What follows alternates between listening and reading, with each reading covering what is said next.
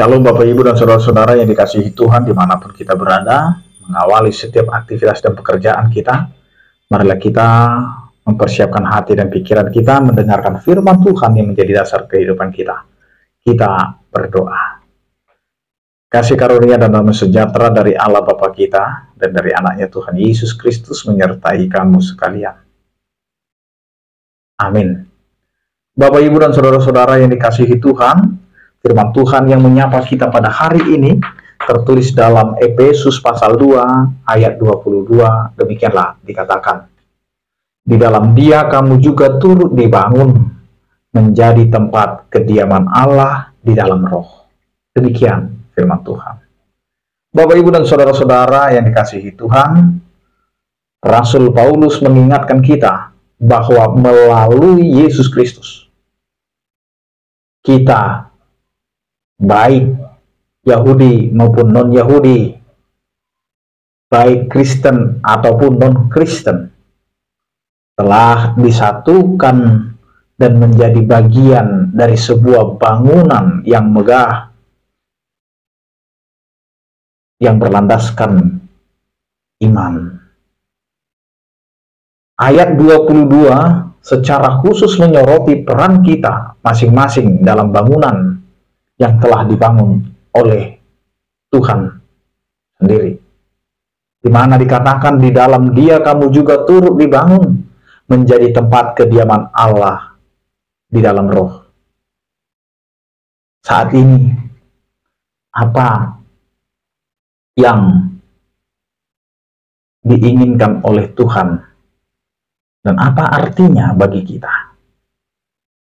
Bapak, Ibu, dan Saudara-saudara, yang pertama yang mau dikatakan oleh firman Tuhan kepada kita, bahwa ayat ini menegaskan kembali identitas kita.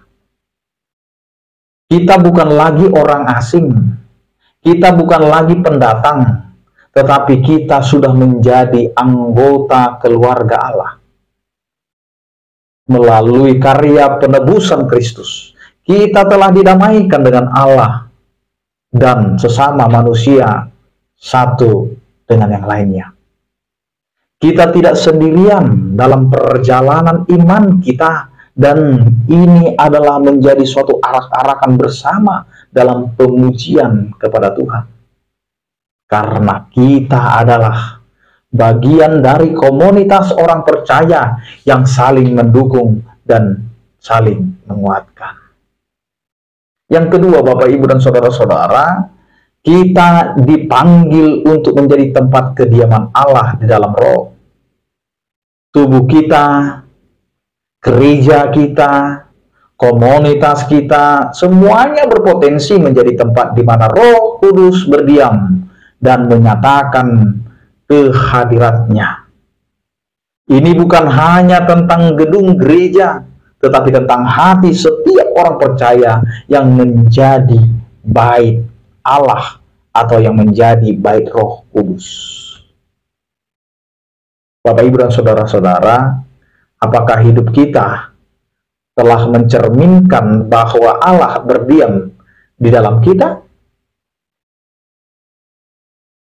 Apakah tindakan, perkataan, dan pikiran kita memuliakan Allah yang bersemayam, yang tinggal di dalam hidup kita?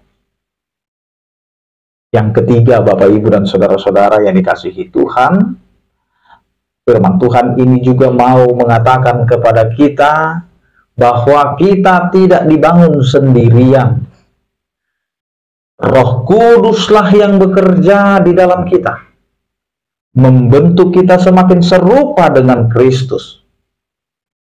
Namun, kita juga memiliki bagian dalam proses ini dengan merespon tuntunan Roh Kudus, bertumbuh dalam firman, dan melayani sesama. Selain itu juga turut dibangun menunjukkan bahwa kita dibangun bersama dengan orang percaya lainnya. Bukan hanya kita, Bapak, Ibu, dan Saudara-saudara, tetapi bersama dengan komunitas kita. Setiap kita adalah batu hidup yang saling melengkapi, saling menguatkan, dan saling menopang untuk membentuk bangunan iman, bangunan rohani yang kokoh. Amin, kita berdoa.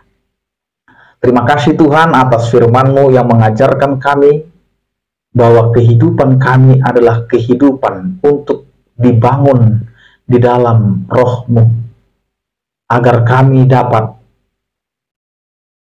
merasakan kembali penyertaan-Mu dan bimbingan kasih setia-Mu melalui Roh Kudus-Mu, agar kami dapat menyatakan identitas kami sebagai orang percaya, orang yang telah Engkau berkati, menjadi berkat bagi bersama dan bertumbuh bersama di dalam Roh Kudus.